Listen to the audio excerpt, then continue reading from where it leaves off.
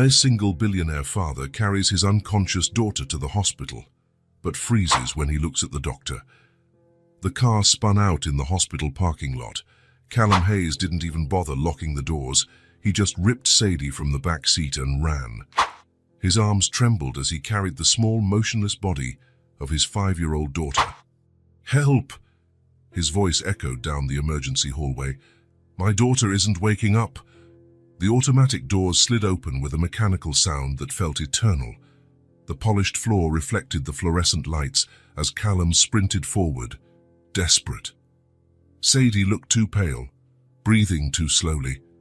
Something was terribly wrong. A nurse appeared, running. What happened? She was playing in the backyard and suddenly collapsed. "She can't wake up." The words tumbled out. "She's been like this for 20 minutes. Let's go to pediatrics. Now." Callum followed the nurse down corridors, smelling of disinfectant. His boots clicked on the smooth floor. Sadie remained lifeless in his arms, her breathing weak but steady. He tried not to think the worst. The pediatric ward was busy, children crying, worried parents, doctors rushing in and out. The nurse pointed to a gurney. "Put her here. The doctor is on the way." Callum gently laid Sadie down, brushing aside strands of her brown hair matted to her sweat-damp forehead. Even unconscious, she seemed too small to be there. "Sadie, Daddy's here, okay?" He held her cold little hand. "You're going to be all right." Footsteps rushed closer. Callum lifted his eyes, and the world stopped. Marin Blake stood at the entrance to the room, wearing a white coat and her hair tied back in a ponytail. For a second, neither of them moved. Time froze between them. 5 years. 5 years since she had left. Marin blinked first, composing herself with the practiced calm of a doctor. She stepped toward the gurney, but Callum blocked her path. "No." His voice was low, dangerous. "It won't be you." "Callum, No." He crossed his arms. "Get someone else, anyone." Marin looked down at Sadie in the gurney, then back at him. A flash of something crossed her face. Pain, maybe, but her voice remained steady. "I'm the pediatrician on duty. There's no other available right now." "Then I'll wait." She can't wait. Reality hit him like a punch. Callum looked at his daughter, so small and fragile, then back to Marin. His options evaporated as quickly as his patience.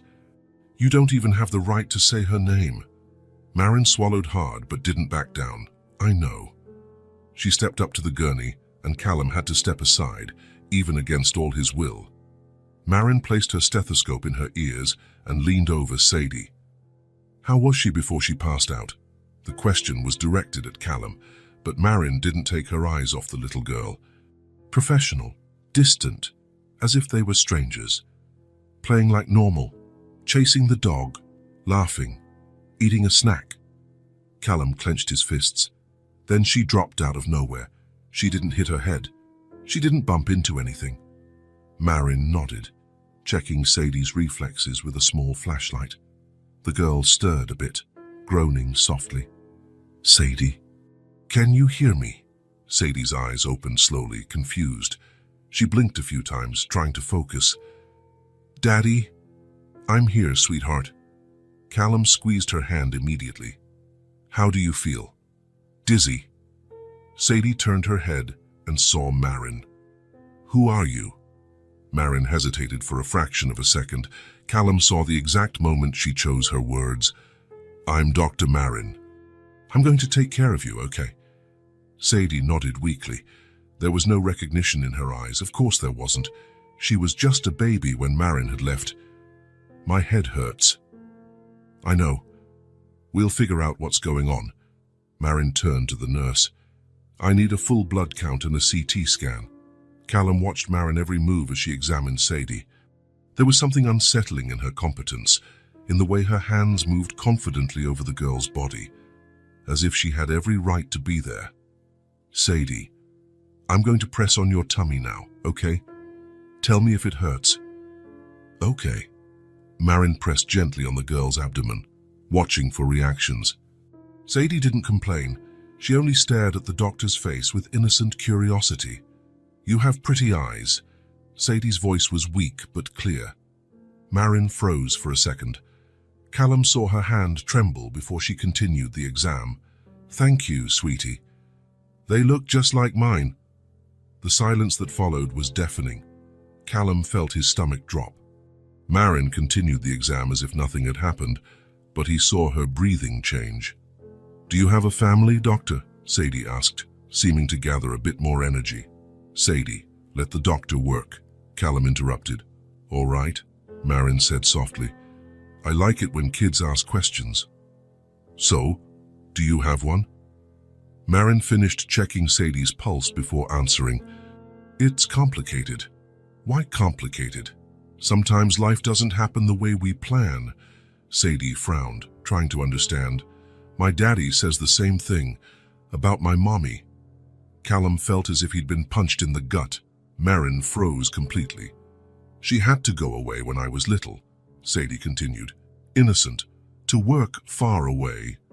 But my daddy says she loved me very much." The girl's words hung in the air like bombs ready to explode. Marin was pale, but maintained her professional composure. "I'm sure she did," she said in a slightly hoarse voice. "Do you know mothers who had to leave their kids?" The question was innocent but cut like a blade. Marin glanced quickly at Callum, then back to Sadie. "I know a few. Do they get sad?" "Very sad." "Is that why you look sad when you look at me?" Sadie's observation hit the room like a lightning bolt. Callum saw Marin swallow hard, fighting to keep her professional mask. "I care about all my little patients," Marin finally said, "but with me it's different. I feel it." Before anyone could respond, the nurse returned with the test results. "The lab and radiology are ready." "Thank you." Marin snapped back into focus. "Let's go." "Sadie, first we'll do some blood tests." "Will it hurt?" "Just a quick pinch." "Are you brave?" "My daddy says I am." "Then it won't be a problem." The trip to the lab was tense. Sadie walked slowly between the two adults, still dizzy. Callum noticed how Marin instinctively offered support when the girl wobbled, then immediately withdrew when she realized what she was doing. "Dr. Marin?" Sadie asked as they waited. "Yes?" "Why doesn't my daddy like you?" The direct question made Callum choke. Marin was speechless for a few seconds. "Sometimes adults have complicated stories." "What kind of stories?" "Sadie," Callum warned. "All right," Marin said. "It's natural for her to want to understand." "You two knew each other before?" Marin looked at Callum, silently asking permission. He shook his head almost imperceptibly. "We did," Marin said carefully. "And did you fight?" "Not exactly fight." "Then why does he get mad when he looks at you?" Sadie's persistence was chipping away at everyone's defenses. Callum saw Marin struggle for words. "Sometimes people hurt each other without meaning to," she said finally. "Did you hurt my daddy?" The silence stretched out. When Marin answered, her voice was low. "Yes, I hurt him." "Sadie Hayes," the lab tech called, saving everyone from more questions. During the blood draw, Sadie behaved like a little warrior. Marin stood by her, holding her free hand and telling a story about a mischievous dog to distract her. "Max is mischievous too," Sadie said when it was over. "He ate my shoe yesterday."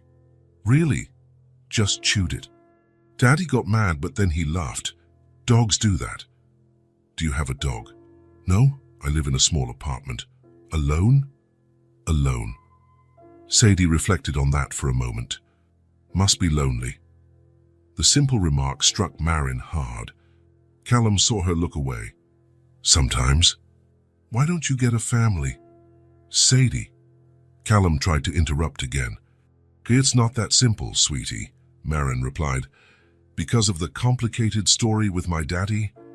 The question came out so innocent and direct that it left everyone speechless.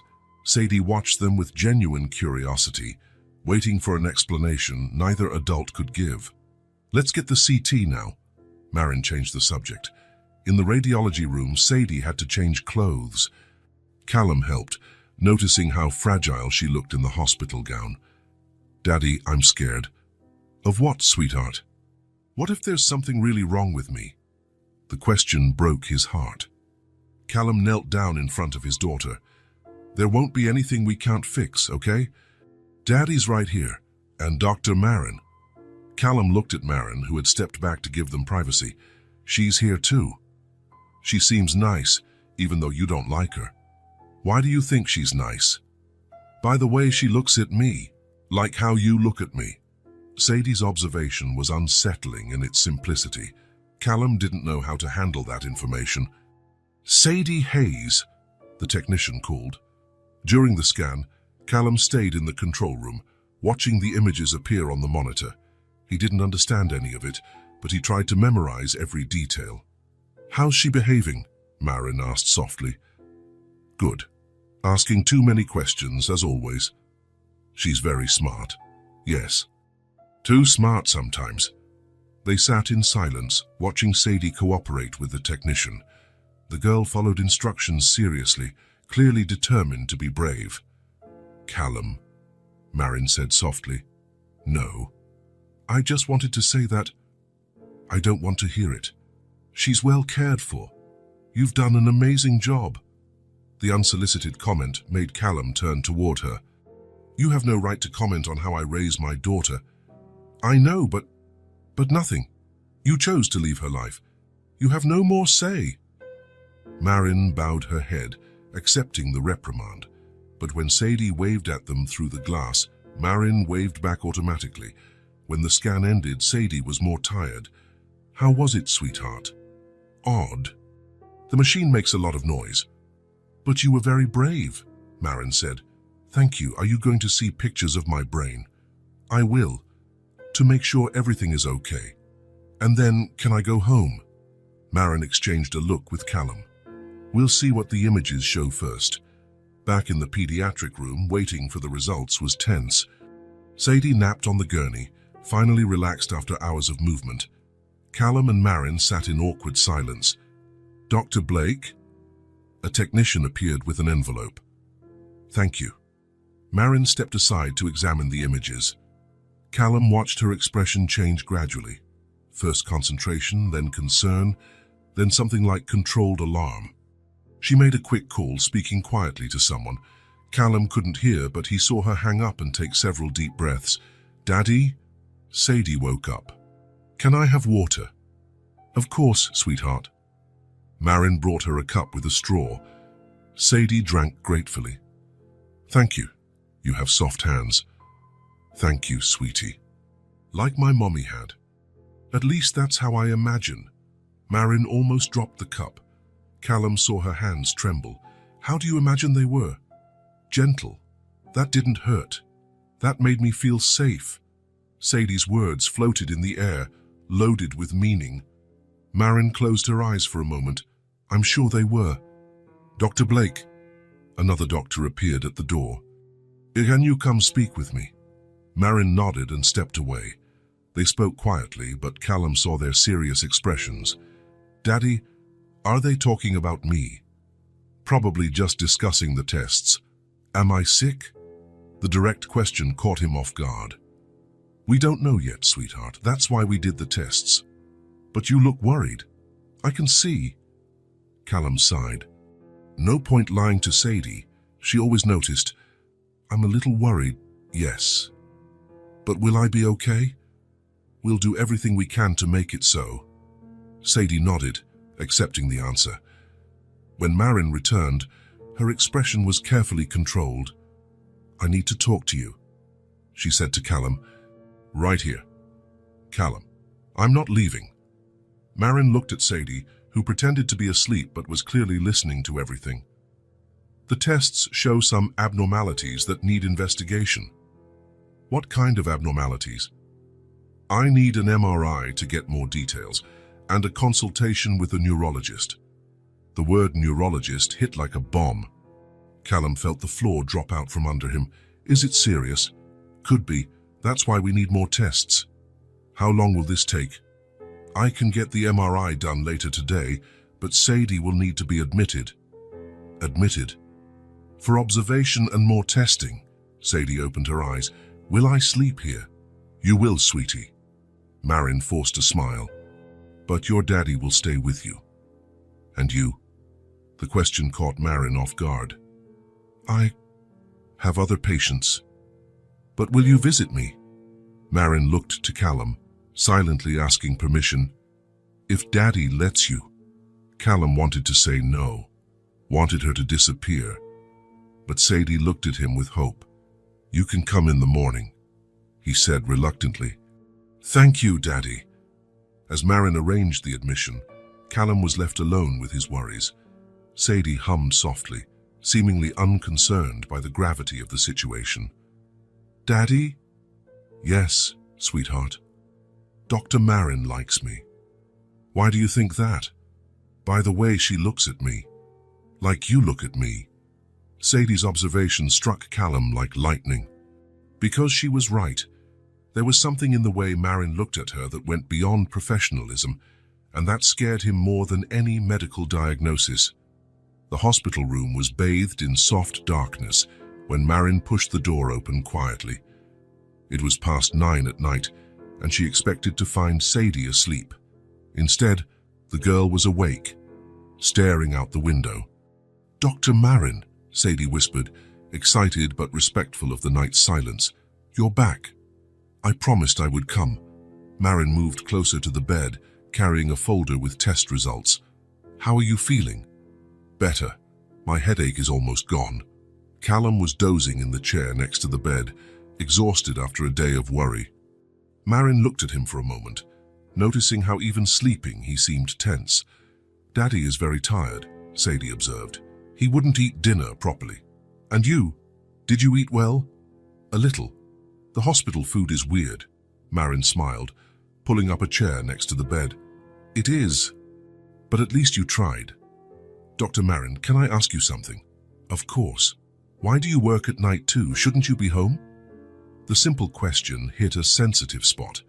Marin adjusted the folder on her lap. Sometimes doctors have to work different hours to care for patients. But don't you have a family waiting? I don't have one. Nobody. Nobody. Sadie frowned, processing the information. That must be very lonely. Sometimes it is. But now you have patients like me to care for. The innocence of the remark squeezed Marin's heart. That's true. Can I tell you something? You can.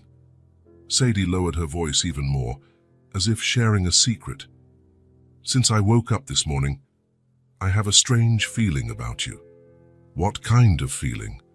Like I already knew you, or should know you. Marin felt her breath catch. She glanced at Callum, still asleep, then back at Sadie. Maybe because I talked to you so much today. It's not that, Sadie shook her head. It's different. Like you were important somehow. Silence stretched between them. Marin fought the urge to tell everything, to reveal who she really was. Sadie, do you remember anything from when you were a baby? Not much. Some things. Why? Just curious. But I remember feelings, like someone holding me and singing softly. Marin closed her eyes for a moment. She used to sing to Sadie when she was a baby, especially during hard nights. What kind of music? I don't remember the words, just the melody. It was soft, loving. Your nanny, maybe? Or your daddy? Daddy can't sing. Sadie giggled. He tries that, but it's horrible. Despite the tension, Marin smiled. Then it must have been someone else. Yes, someone who loved me very much. I could feel it in their voice. Sadie's words cut deep. Marin had to look away to keep from crying. Dr. Marin, you okay? I am. Just thinking about your tests. Did they show something bad? Marin hesitated. It wasn't appropriate to discuss medical results without Callum present, but genuine concern in Sadie's eyes touched her. I'm still reviewing everything. We'll talk more tomorrow. But you'll tell me the truth, right? Even if it's bad. Sadie's maturity in her voice impressed Marin. I will. You deserve to know. Thank you. I hate when adults lie thinking they're protecting me. You're very smart for a 5-year-old. Daddy always says that. Says I got it from my mommy. Marin swallowed hard. He talked about her to you. A little. He gets sad when he talks, so I don't ask much. What did he say? That she had to work far away, that it was a hard decision. That she loved me very much. Each word was a stab to Marin's heart. And you believe it? I believe Daddy wouldn't lie about that. But sometimes I get mad at her. Why? For leaving, even if it was for a good reason. Marin forced herself to keep her voice steady. That's normal to get mad, even when we understand the reasons. Do you think she thinks of me? The question shattered Marin's last bit of self-control. A tear slipped out before she could stop it. I'm absolutely sure she does. Every day. How can you be sure? Because mothers always think about their children, no matter where they are. Sadie watched Marin's face closely. You're crying. Just a little. Because of my mommy. Because of many things. Sadie reached out and touched Marin's arm. Don't be sad. I have Daddy, and he takes really good care of me. The simple gesture of comfort broke Marin's heart. He does. You're very lucky. I am. But he'd be happier if it was not just the two of us. Why do you think that? Sometimes I see him looking at complete families with a different face, like he wants something he doesn't have. Sadie's perceptive remark surprised Marin. Would you like to have a bigger family? I don't know, never thought much about it. Sadie paused. But I think I'd like to have a mommy. How do you imagine it would be? Loving. Someone who knows how to braid my hair, who helps me pick pretty clothes. Sadie smiled. And who makes Daddy smile more. Every word was a weight on Marin's chest. All Sadie wanted was exactly what she had given up. Your mommy would have loved doing those things with you. You think so? I'm sure. How can you be sure if you don't know her? Marin realized she was exposing herself too much, because any mother would love to have a daughter like you. Would you? The direct question took Marin by surprise. What? To have a daughter like me? Marin looked at Sadie, her big, curious eyes, hair messy on the pillow, sweet smile even in this tough situation. More than anything in the world. Then why don't you have kids? Because I made mistakes. Mistakes I can't undo. My daddy says everyone makes mistakes. What matters is trying to fix them. And if it's too late to fix them, it's never too late. At least that's what he taught me. Sadie's simple wisdom left Marin speechless. They were silent for a few minutes, just looking at each other. Dr. Marin? Yes? Can I ask you a favor? Sure. Can you stay until I fall asleep? The hospital makes strange noises at night. Marin looked at Callum, still sleeping, then back at Sadie. I can stay a little. Thank you. Sadie settled more comfortably on the pillow but continued watching Marin. Can you tell me a story?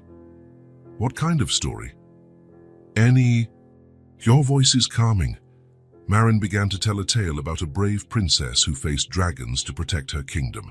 Sadie listened intently, asking occasional questions and giggling at the funny parts. Did the princess have a family? Sadie asked.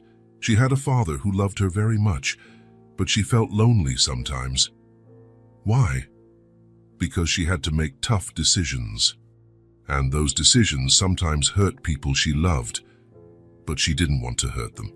No, she thought she was doing the right thing. And was she? Marin paused. She thought she was back then, but later realized she might have been wrong. Did she manage to fix it?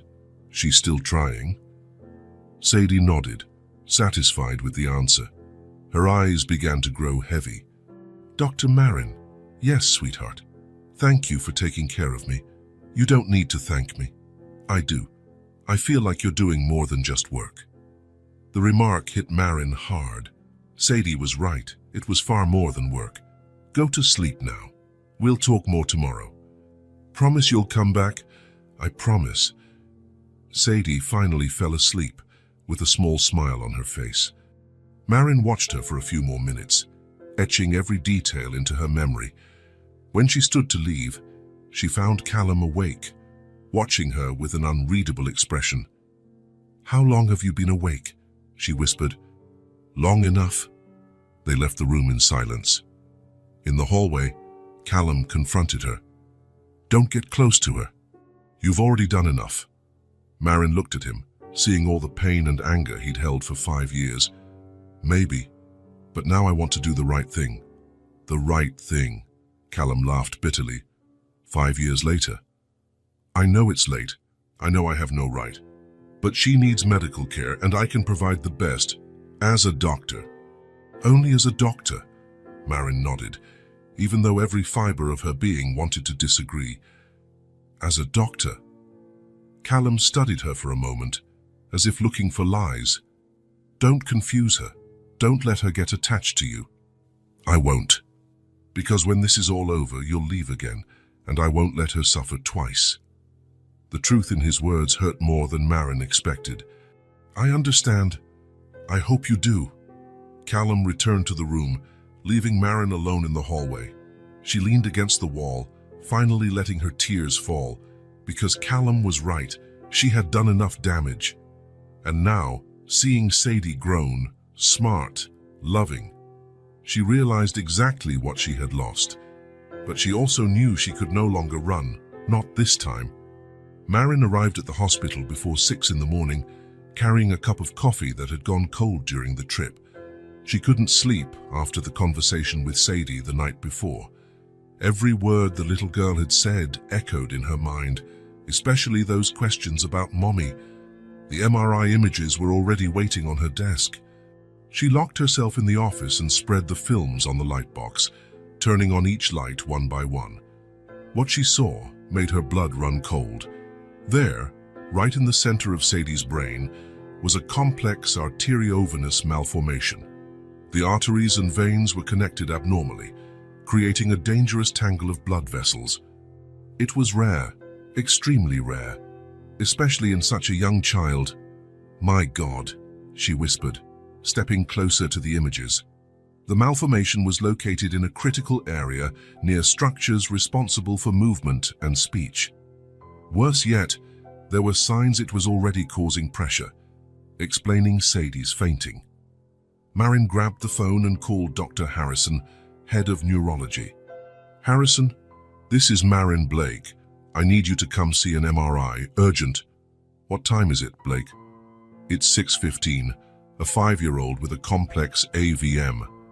Her tone must have conveyed the gravity of the situation because Harrison didn't hesitate. "I'm on my way." 15 minutes later, Dr. Harrison was huddled over the images, frowning. "This is complicated, Blake." "Very complicated." "I know. The location is terrible. Any mistake could cause paralysis or permanent cognitive damage. Or death," Marin added grimly. "We can't wait. The pressure signs are already clear." "I agree. We need to operate as soon as possible." Harrison turned to her.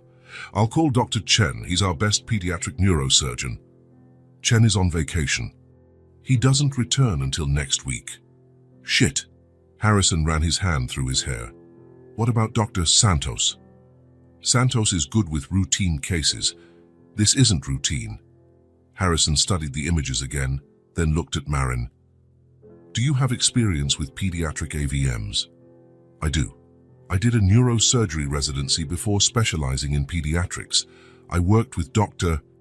Mitchell in Boston for 2 years." "Mitchell? He's a legend in this field.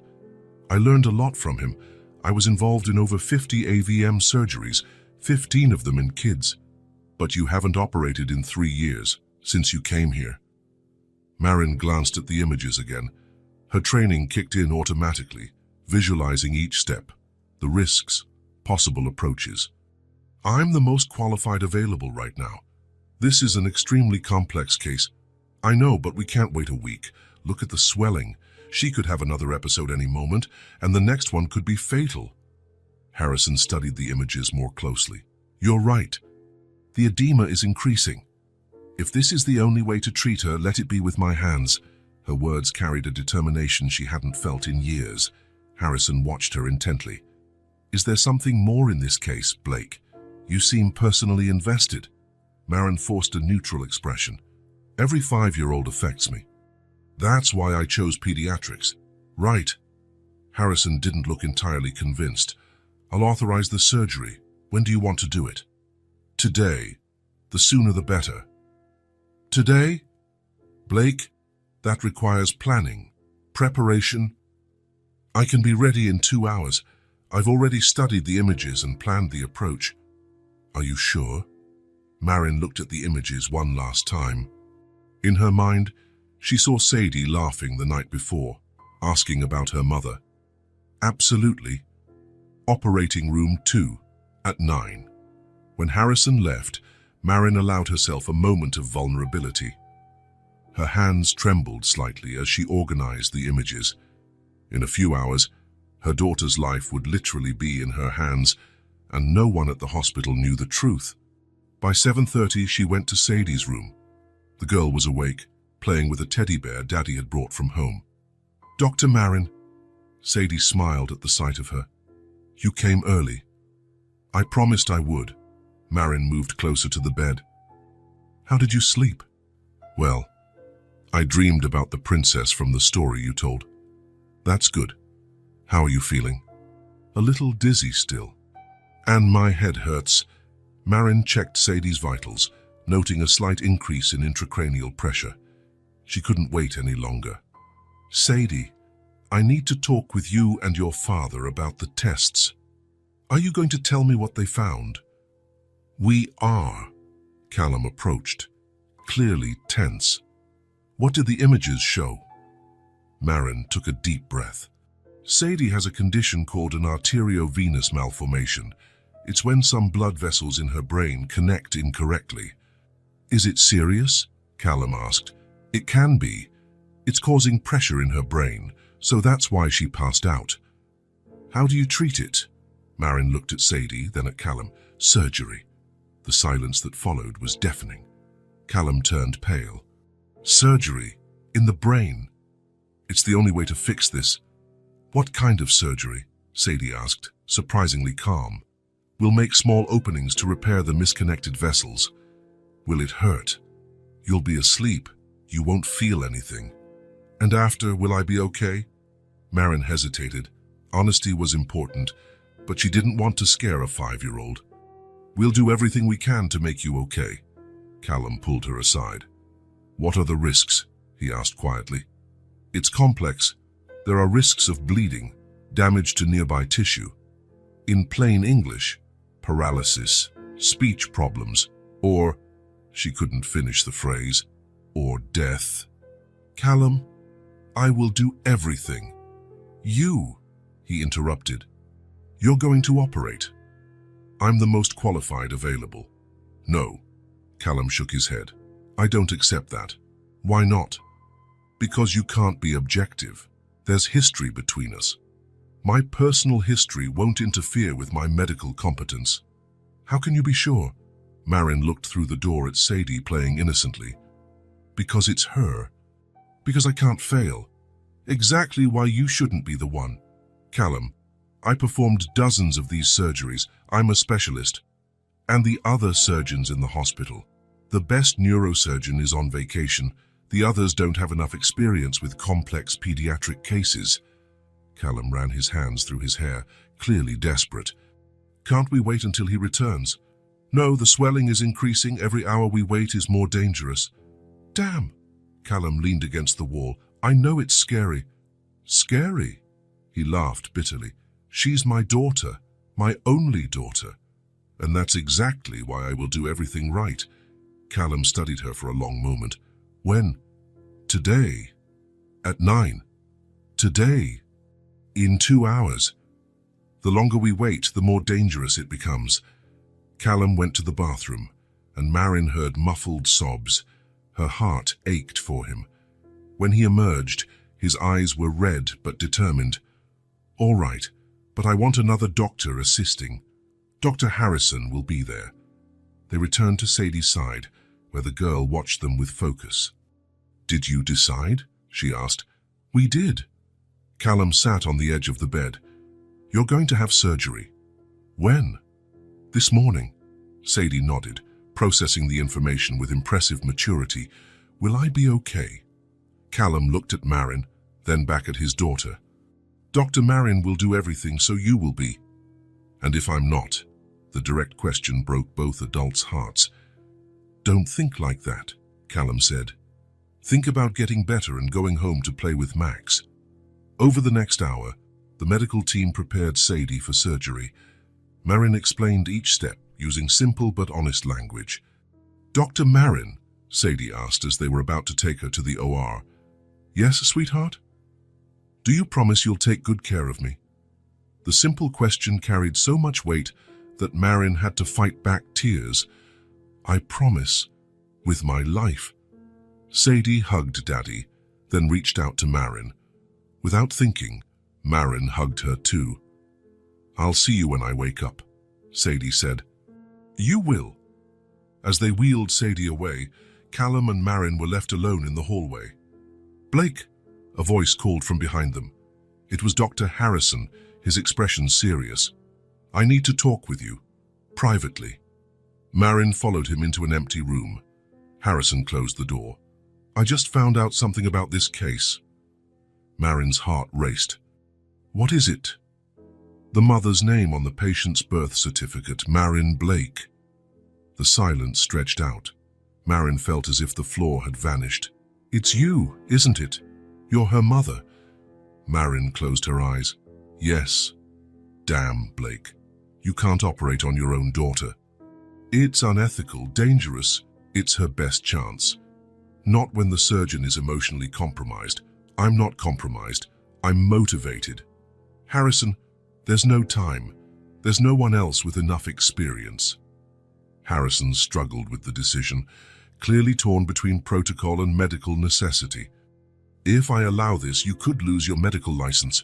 If I don't do this, I might lose my daughter. The words came raw, honest. Harrison studied her for a long moment. No one else can know. No one will know. And I will be by your side every second. When they left the room, they found Callum waiting in the hallway. What was that about? He asked. Surgery details, Marin lied, but Callum had seen both of their expressions. Something else you're not telling me. Marin and Harrison exchanged looks. Really? Callum insisted. Callum, Marin began. Dr. Harrison found out I'm Sadie's mother. Callum was in shock for a few seconds, then exploded. You lied again. You are going to open our daughter's head and hide this from everyone. The hospital doesn't know, but I know I'm the most qualified, and I won't let her be at risk with someone else. There's no one else? No one with my experience. Callum ran his hands through his hair, desperate. This is madness. You can't operate on your own daughter. I can and I will. And if something goes wrong, how will you live with yourself? How would I live if I don't try and something happens to her? His words came raw. Marin could see the internal struggle in him, fear, anger, but also knowing maybe there was no choice. Shit, he said finally. Callum. No. He raised a hand. I don't want to hear reasons.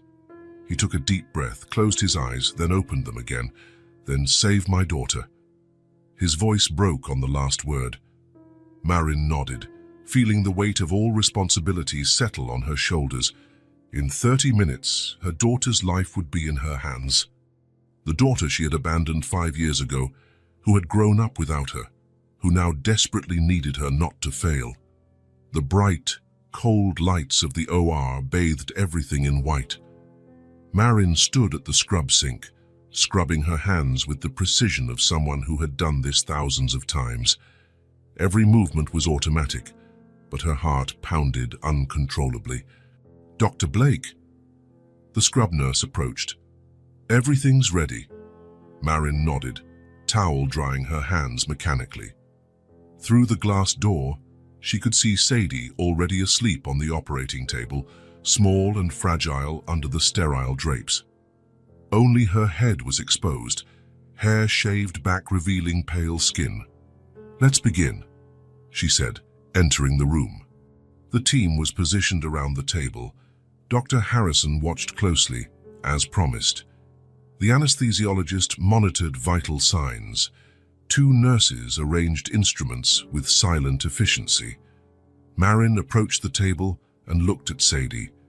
Sleeping, she looked even smaller, almost lost among medical equipment. For a moment, the doctor saw not a patient, but her daughter. The baby she had carried for 9 months, who had been born in her hands, who she had abandoned in a decision that haunted her for 5 years. "Doctor," the nurse offered surgical gloves.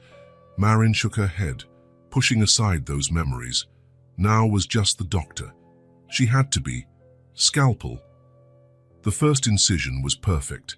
Her hand didn't shake or hesitate. Years of training took over, guiding each movement. She worked layer by layer, exposing the skull, preparing to access the brain. "Blood pressure stable," the anesthesiologist reported. "Good," Marin replied, focused. "Let's open the cranium." The sound of the bone saw filled the room. Marin worked with millimeter precision, creating a window in Sadie's skull. When the brain was finally exposed, everyone could see the malformation. "My God," one nurse whispered. It was even worse than the images had shown. The tangle of abnormal vessels pulsed dangerously, swollen and red. A bit more pressure and it would have ruptured. "We arrived just in time," Harrison murmured. Marin studied the malformation, planning each step. It would be a delicate, precise job. An error of a few millimeters could leave Sadie paralyzed or worse. Surgical microscope. The equipment was positioned, and Marin adjusted the focus. Now she could see every vessel, every anomalous connection. She took a deep breath and began. The first vessel was isolated with extreme care. Marin used tiny clips to interrupt the blood flow, testing the tissue's reaction around it. Everything was normal. As she worked, memories began flooding her mind. The birth, the unending pain, Callum holding her hand, whispering encouragement, and then the cry. Sadie's first cry, loud and strong, announcing her arrival into the world. "Second vessel isolated," she announced, her voice steady. Sadie in her arms for the first time. So small, so perfect, eyes closed, tiny fists clenched, and that overwhelming love she hadn't been prepared to feel. Intracranial pressure dropping, Harrison observed on the monitors. Sleepless nights, Sadie crying, and she didn't know what to do. Callum trying to help, but just as lost. The constant feeling of failing, of not being good enough to be a mother. Marin isolated the third vessel, the trickiest one.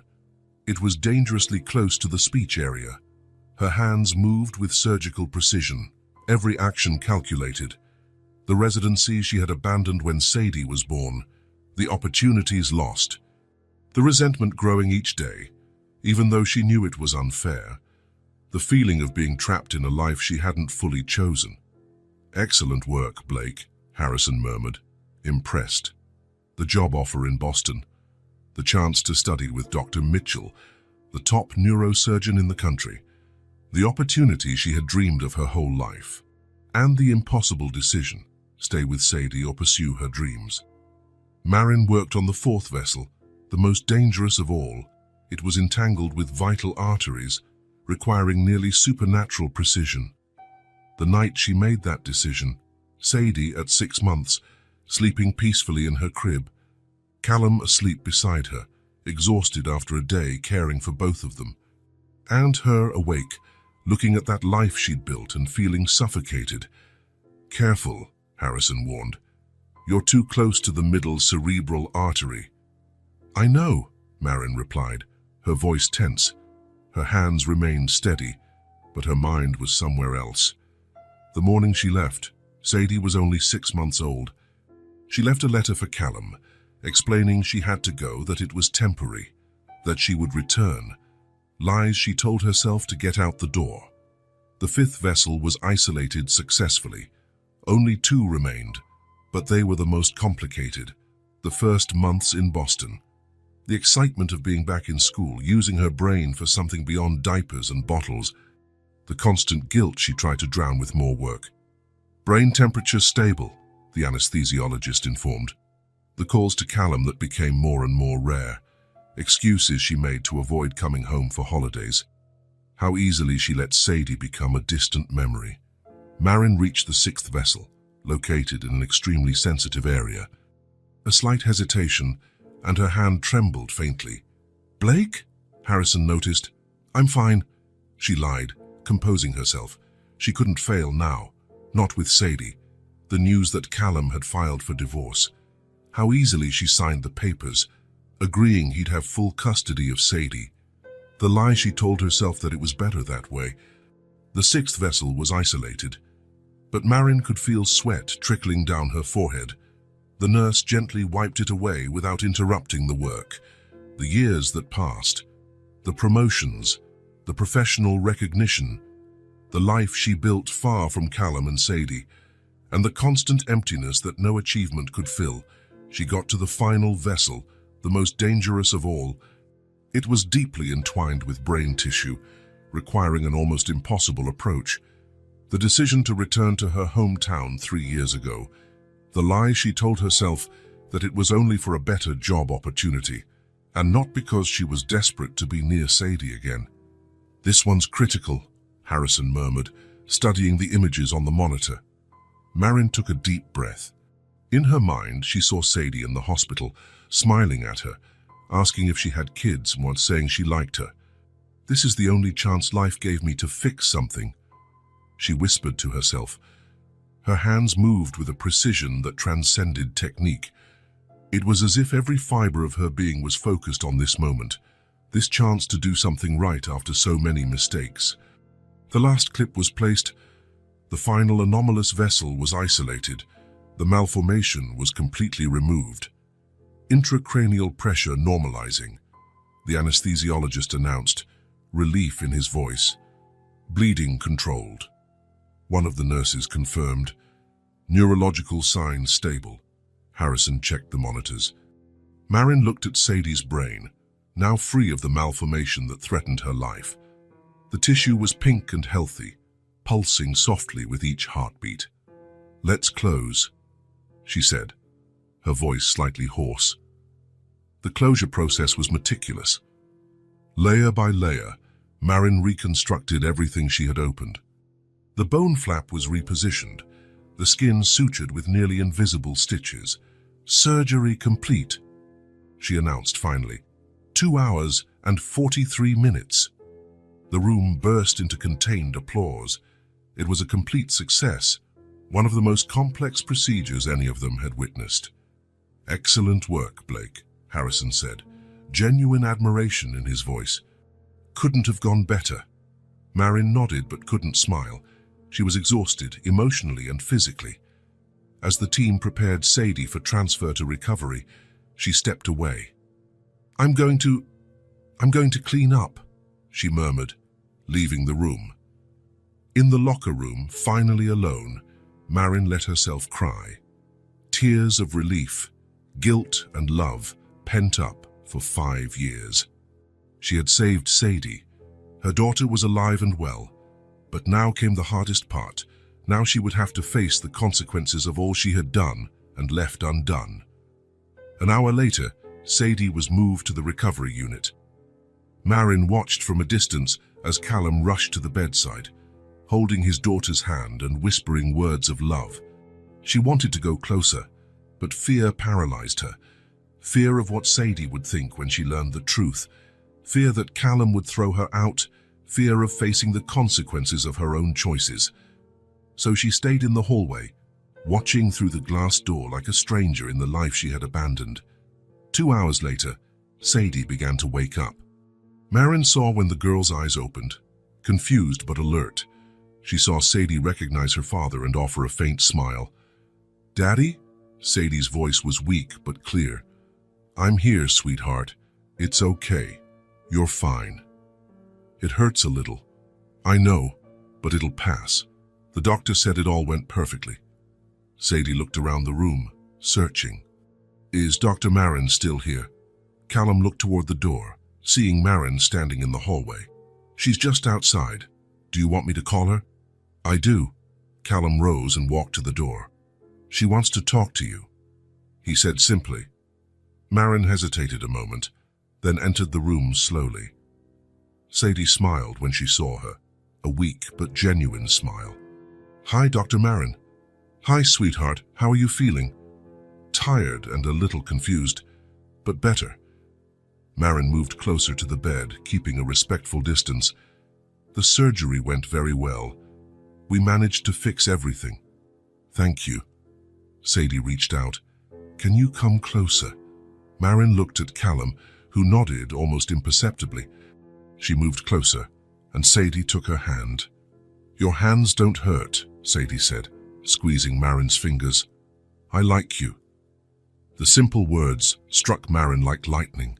She had to fight back tears, biting her lip to keep control. I like you a lot too, Sadie. Will you keep taking care of me?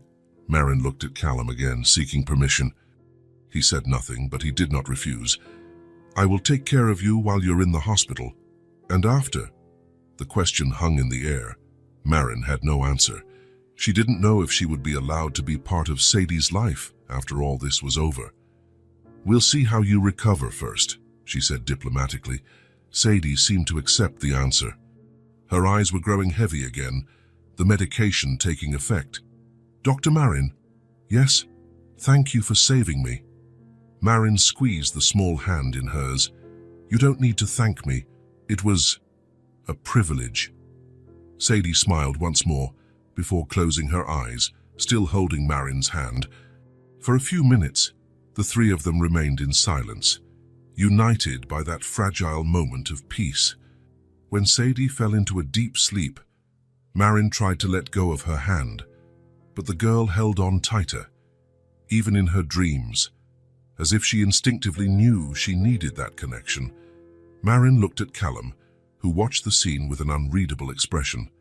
She's okay, Marin whispered. She'll recover completely. Thank you, Callum said simply. It was the first sincere word of gratitude he had spoken to her in 5 years, and perhaps it would be the last for a long time, because Marin knew the hardest part was yet to come. The surgery had been just the beginning. 3 days passed since the surgery. 3 days of slow but steady recovery, stable vitals. Sadie showing she would return to being the smart, lively girl she always was. Marin had been there for each step, each small improvement, each smile that indicated her daughter was truly okay. But it was also 3 days of internal torment.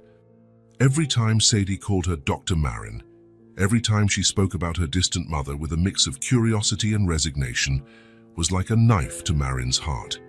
The lie was becoming unbearable. On Thursday morning, Marin finally found the courage. Sadie was sitting on the bed, playing with puzzles that a nurse had brought. The bandage on her head was smaller now, and some hair was already growing around the scar that would soon be just a thin line. Good morning, sweetheart. Marin entered the room with a forced smile. Dr. Marin. Sadie dropped her puzzle and reached out for a hug. It was a gesture that had become routine these past days, and it always made Marin's heart race. How are you feeling today? Much better. My headache is almost gone, and I ate everything at breakfast. That's great. Marin sat in the chair next to the bed. Where's your daddy? He went to buy some things for me. He said he'll be back in an hour. Marin nodded. Maybe it was better this way. Maybe it would be easier to talk with Sadie alone first. Sadie, can I talk to you about something important? Sure. Sadie turned her whole body toward her, giving full attention. Is it about when I go home? Not exactly. Marin took a deep breath. It's about something I should have told you before. Something in Marin's tone made Sadie frown. What kind of thing? Marin looked at her hands, searching for the right words. How to explain 5 years of absence to a 5-year-old, how to justify the unjustifiable. Remember when you asked me if I had children? I remember. You said you'd like to have one more than anything. Yes. Marin lifted her eyes to meet Sadie's. But I didn't tell the whole truth. How come? I have a daughter. I had a daughter. Sadie tilted her head, confused. Where is she? She's right here, in this room. The confusion on Sadie's face deepened for a few seconds. Marin saw the exact moment understanding began forming in the girl's eyes. No! Sadie shook her head slowly. No. Sadie, you're saying that... Sadie's voice grew small, scared. That you are... I'm more than your doctor. I'm your mother. The words came out simple, direct, but laden with 5 years of guilt and regret. Marin saw them hit Sadie like a physical blow. The girl went pale instantly, her eyes widening in shock. No, Sadie whispered. It can't be. Sadie, I know it's hard to understand. No! Sadie's voice jumped an octave. You can't be my mother? Why not? Because my mommy had to go away to work. Daddy said she loved me but had to leave. Marin felt tears welling as the straightforward accusation cut to the core. And that was true. I had to go work and I loved you. I love you. Then why didn't you come back? The simple, direct question cut like a blade. Marin had no answer that made sense to a 5-year-old. She didn't have an answer that made sense to herself. It's complicated, Sadie. Complicated how? I made wrong choices. Choices that hurt you and your father. Sadie studied her for a long moment, and Marin could see the little girl's mind processing information, connecting dots. You lied. Sadie's voice was low now, but there was something worse than anger in it. You took care of me all these days, hiding who you were. I didn't know how to tell you. You lied, Sadie repeated, louder now. You pretended to be just my doctor when you were my mother. No! Sadie turned away, refusing to look at Marin. You aren't my mother. Mothers don't abandon their kids. The accusation hit Marin like a physical strike, because it was true. It was exactly what she had done. Sadie, please, let me explain. Explain what? Sadie faced back, tears in her eyes now. How you left me as a baby. How you left me with Daddy. How you never, ever came back. I did come back. I'm here now. Only because I got sick. If I hadn't gotten sick, you never would have seen me again. The observation was devastatingly precise. Marin couldn't deny it. Maybe you're right. Then why are you telling me this now? Why didn't you keep pretending to be just the doctor? Marin wiped away the tears beginning to fall. Because I couldn't lie anymore. Because these last days with you were the best days of my life in 5 years. Because I love you, Sadie, and I wanted you to know. If you loved me, you wouldn't have left. The girl's simple, relentless logic left Marin without words. You're right. Then why did you go? Because I was young, scared, and thought it would be better for you if I wasn't in the way. Daddy said you went to work. I did, but it wasn't just work. It was running away. Running away from me. Running away from responsibility. Running away from the fear of not being good enough for you. Sadie absorbed that for a moment. And now? Marin looked at Sadie's face, seeing the anger, the confusion, the pain. Now I know you hate me, and I understand why. Sadie was silent for a long time. When she spoke again, her voice was controlled, cold in a way that was terrifying in such a young child. You saved my life. Yes.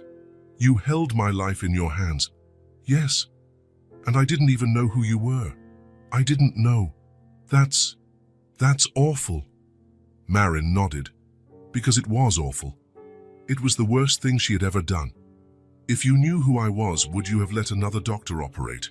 The question caught Marin by surprise. I don't know. Maybe? Why? Because maybe you wouldn't want me touching you. Maybe you'd rather die than let me save you. Maybe I would. The words landed like a punch. Marin felt as if she'd been hit in the stomach. Sadie, you lied about who you were. You lied about why you were taking care of me. You made me like you when you didn't deserve it. I deserve that you hate me. I don't hate you, Sadie said, and there was something worse than hatred in her voice. I don't feel anything for you. You're a stranger who happened to give birth to me." The contempt in a 5-year-old's voice was devastating. Marin had to hold onto the chair to keep from collapsing. "Sadie, please, go away." Sadie turned her face to the wall. "Go away and leave me alone." "But I can explain." "Explain what?" "How you abandoned me. How you lied. How you pretended to care about me when you were just feeling guilty." "I care about you more than anything." "Then why did you leave?" "Because I was young and stupid and now." "You're not young and stupid anymore. Or you only came back because I almost died." Marin had no answer, because the truth was, Sadie was right. If it hadn't been for her illness, perhaps she'd never have found the courage to come back. I... Go away." Sadie turned her face to the wall. "Go away and leave me alone." "Sadie, please, go away!" Sadie screamed, and the outburst echoed down the hallway. Marin heard footsteps rushing toward the room. "Sadie, what?" A nurse burst in. "I want her out." Sadie pointed at Marin without turning. "I want her to go away and never come back." The nurse looked from Sadie to Marin, confused. "Dr. Blake, what happened?" Marin stood at the door, legs shaking. I think it's best if I go." "Sadie, sweetheart, what's wrong?" The nurse approached the bed. "She lied," Sadie yelled, tears finally spilling. "She lied about who she was. She lied about everything." Marin stopped at the door, looking back one last time. Sadie was turned to the wall, shoulders shaking with sobs. "Sadie!" She tried for a final plea. "Go away!" Sadie screamed again. Marin left the room in tears, passing nurses rushing toward the commotion. She could barely see through her tears, could barely breathe. In the hallway, she collided with Callum as who was returning with bags of groceries. "Marin." "What?" He heard Sadie's cries and dropped the bags. "What did you do?" I told her." "Told her what?" "Who I am." Callum closed his eyes, understanding immediately. "Damn it, Marin. Why now?" "Because I couldn't lie anymore." And now she's like that. They could hear Sadie crying inside, and the nurse trying to comfort her. "I need to get to her," Callum said. "Callum, No." He raised his hand. "Not now. She needs me now." Marin nodded and moved away, walking down the hallway like a zombie.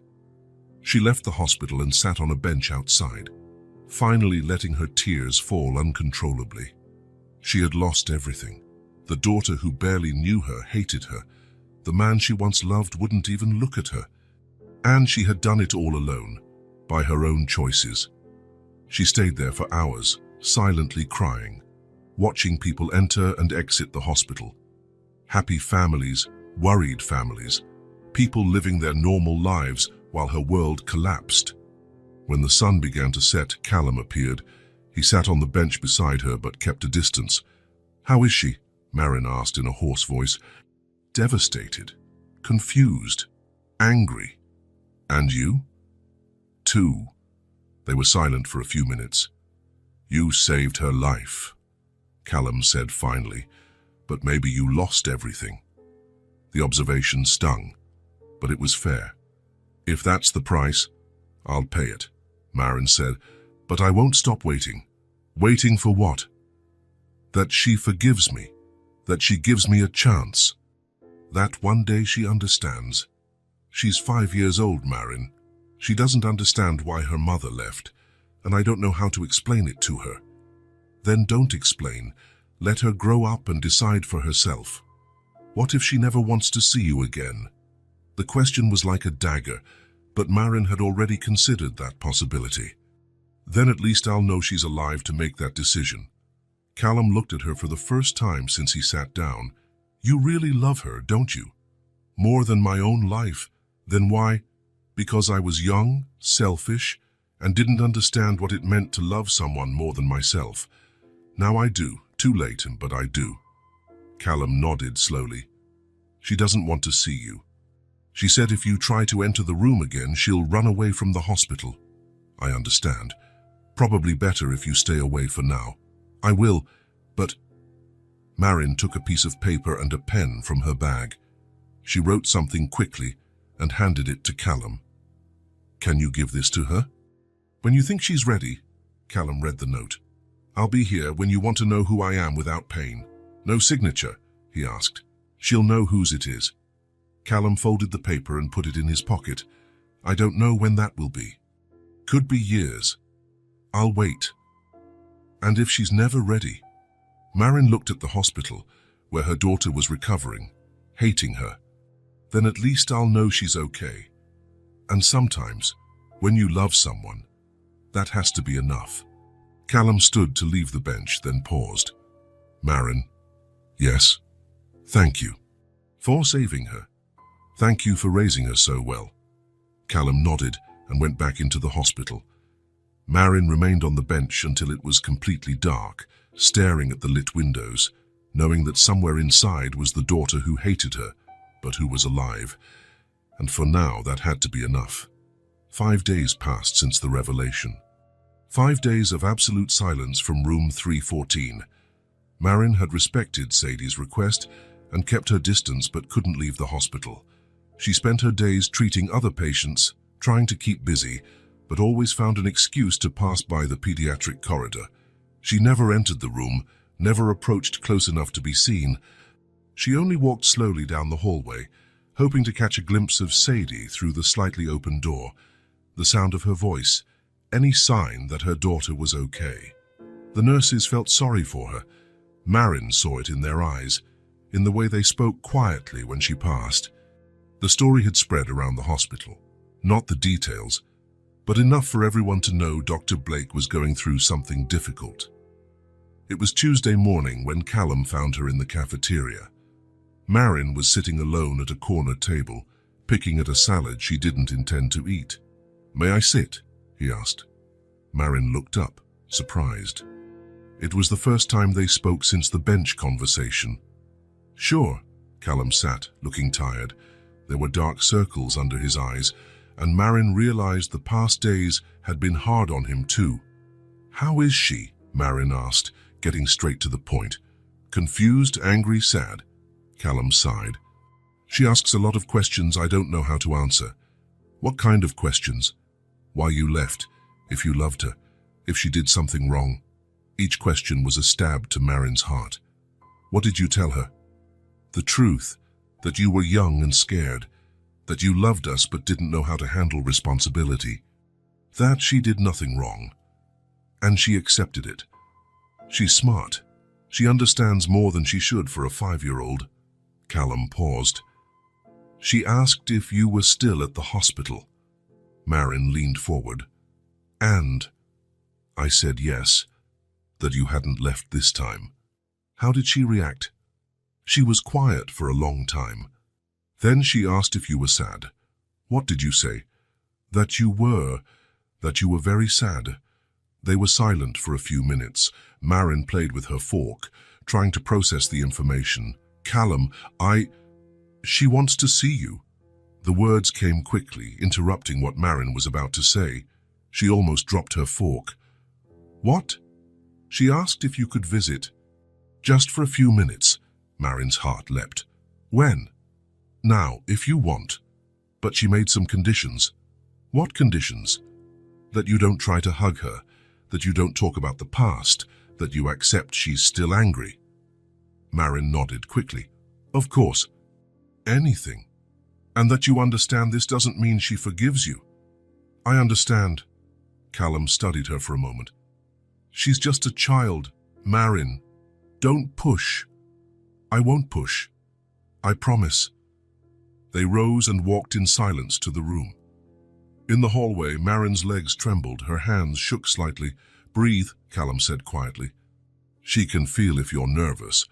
Marin took several deep breaths, trying to calm herself.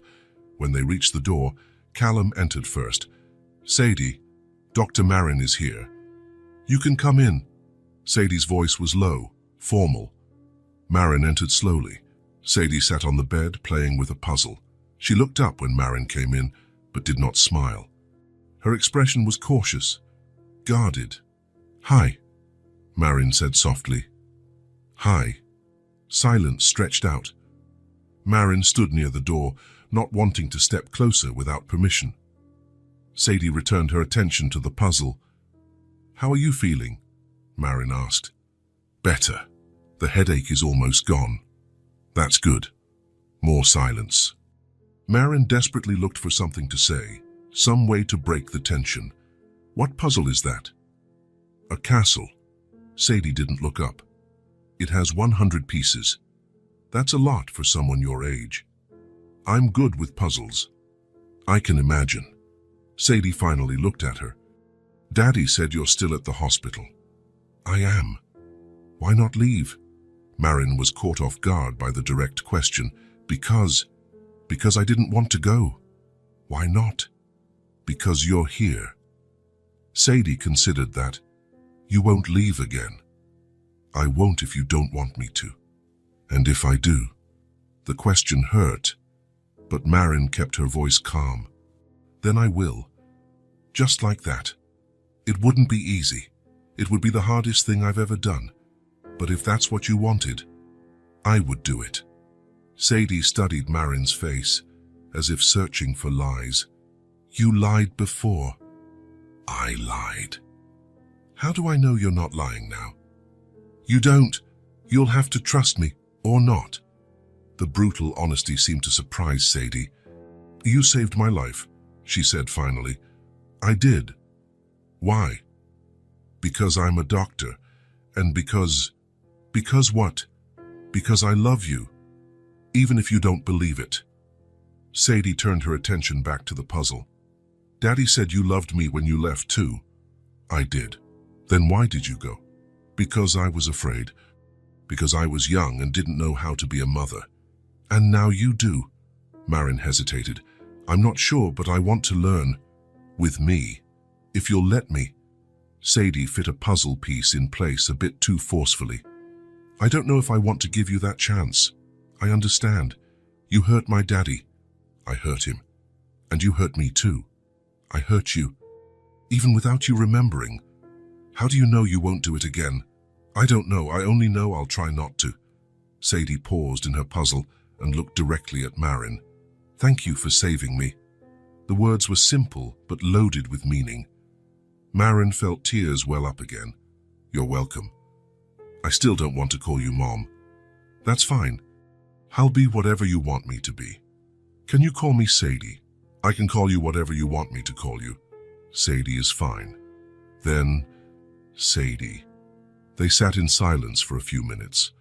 Sadie went back to her puzzle, and Marin simply watched her, grateful to be in the same space as her daughter without screams or tears.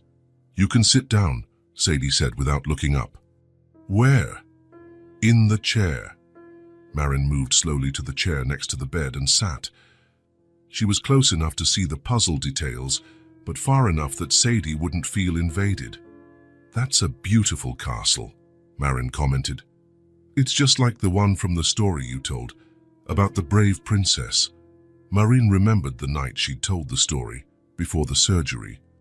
"You remembered?" "I remember a lot of things, good or bad." "Both."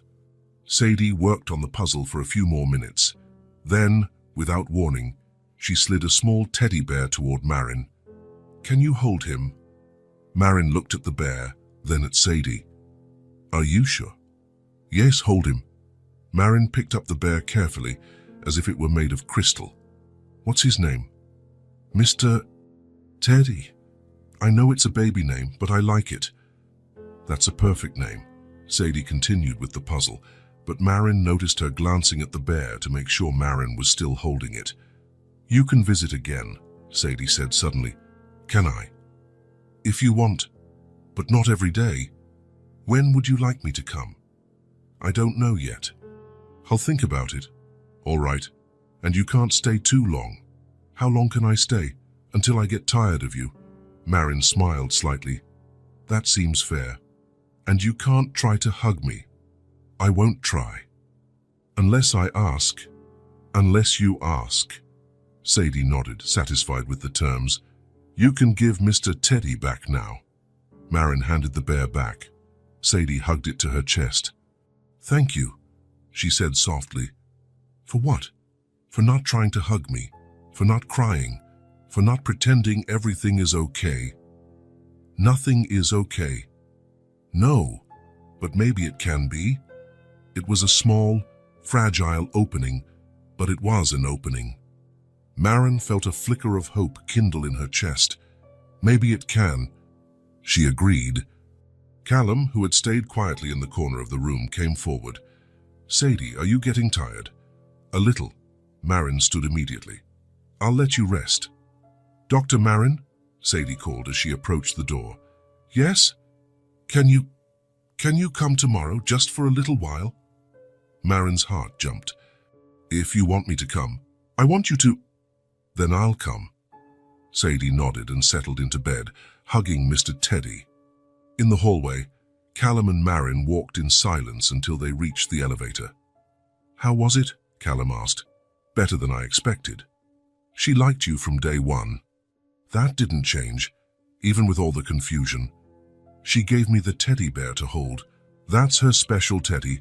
She doesn't let just anyone touch it." Maren felt tears fill her eyes again. "A beginning?" Callum nodded. "A beginning." The elevator doors opened and Maren stepped inside. When they closed, she finally allowed herself to smile.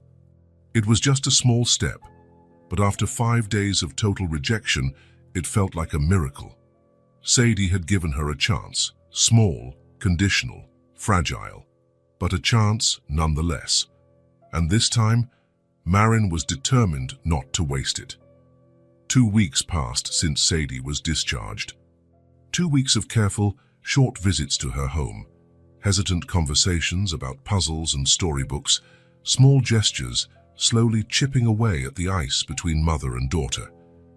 Maren had learned to navigate this new territory with extreme caution. Each visit was scheduled with Callum, each moment timed so as not to tire Sadie, each word weighed before being spoken. It was a delicate dance, and she knew one misstep could destroy the fragile progress they had made. It was Saturday morning when Maren's phone rang. She was making breakfast in her empty apartment when she saw Callum's name on the screen. "Hello?" "Hi, Maren, it's Callum." "Hi, how's Sadie?" "She's good. Actually, very good." There was a pause. "Listen, I know this might sound strange, but would you like to come over for coffee today?" Maren almost dropped the cup she was holding. "At home?" "Yes. Sadie asked if you could come. She said she wants to show you her room." She wants to show me her room. "And meet Max. Apparently she's been talking about you to him." Maren felt her heart pound. In all the hospital visits, Sadie had kept a respectful distance. Inviting her to her home was a huge step. "Are you sure she wants this? She asked 3 times if I'd called you yet. And you? Are you comfortable with that?" Callum hesitated. "I'm trying to be... for her sake." "Callum, if you're not comfortable, it's not about me, Maren. It's about her. And she's ready for this step." Maren looked at her reflection in the kitchen window, seeing a woman both anxious and hopeful she barely recognized. "What time?" "Whenever you want. We'll be home all day." "Can I come in an hour?" "Perfect. You remember the address?" I remember. Of course she did. She had driven by their house dozens of times in the last 3 years, just to see it from afar, to imagine what Sadie's life was like inside. An hour later, Maren stood in front of the house where her daughter had grown up without her. It was a friendly 2-story home with a well-kept garden and a white picket fence. Toys were scattered in the yard, and a doghouse occupied one corner. She took a deep breath and rang the bell. Steps approached quickly, and the door opened to reveal Sadie. She was wearing a yellow dress with flowers, and her hair had grown enough to fully conceal her surgical scar. "Hi," Sadie said, more shy than Maren had seen recently. "Hi, sweetheart. How are you?" "Good." Sadie glanced back, then back at Maren. "Do you want to come in?" "If you want me to come in." Sadie nodded and stepped aside. Maren entered slowly, taking in everything around her. The house felt cozy, full of photos of Sadie at various ages, children's drawings stuck to the fridge, a sense of home Marin had never managed to create in her own apartment. "Marin," Callum appeared from the kitchen, drying his hands on a dish towel. "Glad you came. Thank you for inviting me." A large golden retriever bounded in, stopping abruptly when he saw Marin. He sniffed her cautiously, then wagged his tail. "That's Max." Sadie crouched beside the dog. "Max, this is Dr. Marin." Max approached Marin, who extended her hand for him to sniff. "He's gorgeous. He likes you." Sadie observed the dog licking Marin's hand. "He doesn't like everyone. I'm privileged then." "Yeah." Callum watched the interaction with a careful expression. "Coffee," he offered. "I'd love that." They moved into the kitchen, and Marin noticed how everything was designed for a child. Stools for Sadie to reach the counter, drawings on the fridge, a special corner with books and puzzles. "Sit here." Sadie pulled a chair for Marin. "I helped Dad with the coffee." Marin sat watching father and daughter work together.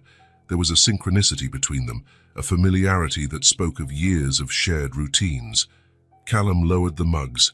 Sadie fetched sugar. He brewed the coffee. She arranged cookies on a plate. "Sadie makes the best chocolate chip cookies," Callum commented. "I help," Sadie corrected him. "Daddy makes the dough. I put in the chocolate chips." "Most important part," Marin said. "That's what I always say." When the coffee was ready, they sat at the table. Sadie sat between Callum and Marin, but leaned closer to her father. "How are you feeling?" Marin asked. "Headaches." "No, Dr. Harrison said I can go back to school next week." "That's great. You must miss your friends." "A little, but they can visit here too." They talked about trivial things, the school, Sadie's friends, weekend plans. Marin noticed how Sadie watched her carefully, as if still deciding what to think about her. "Do you want to see my room?" Sadie asked suddenly. "If you want to show me." "I do." Sadie stood up and Marin followed her up the stairs. The room was exactly what she'd expect for a 5-year-old. Pale pink walls, stuffed animals everywhere, a bookshelf loaded with books. "This is my room," Sadie said, clearly proud. "It's beautiful. Daddy let me pick the wall color. You chose well." Sadie moved around the room, showing treasured items. A collection of seashells from the beach, a dollhouse Callum had built, a stack of books she was learning to read. "And this?" Marin pointed to a photo on the bedside table. "That's me as a baby." Marin stepped closer to the photo. It was Sadie at about 1 year old in Callum's arms. Both smiled at the camera. "You were a beautiful baby. Daddy says I was very small when I was born." "You were, but strong." Sadie studied the photo for a moment. "Were you there when I was born?" The question took Marin by surprise. They still hadn't talked about Sadie's early months. I held you when you were born." "What was I like?" "Perfect. Tiny, but perfect." "Were you happy?" "For the first time in my life, more happy than I'd ever been." "So why did you leave?" Marin sat on the edge of the bed. "Because I was scared. Scared I wouldn't be good enough for you." "But you were good at the hospital." "At the hospital, I knew what to do. With babies, I didn't know." Sadie absorbed that. "Daddy didn't know either at first, he told me." "Really?" "He says he burned porridge, put diapers on wrong, and once forgot me in the bathtub." Marin smiled. "All parents do that." "But he learned." "He learned, and you didn't want to learn." The question was a gentle stab. Marin took a deep breath. "I didn't have the patience to learn. I thought it would be easier to walk away." "And was it?" "No. It was the hardest thing I've ever done." Sadie nodded, as if that made sense to her. "Can you stay for lunch?" She changed the subject. "If you two want me to." "I want." They went downstairs, and Marin helped prepare lunch. It was strange being in that kitchen, participating in the domestic routine she had missed, but it was also comforting, like a glimpse of what could have been. During lunch, Sadie talked about school, her friends, and her upcoming birthday plans. Marin listened attentively, noting every detail. "Can you come again?" Sadie asked as they finished eating. "I can. Only if you want me to." "I want... When? Next Saturday?" Marin looked at Callum, who nodded. "I'd love to." Sadie didn't smile, but nodded, satisfied. "Can I show you my school drawings?" "Of course."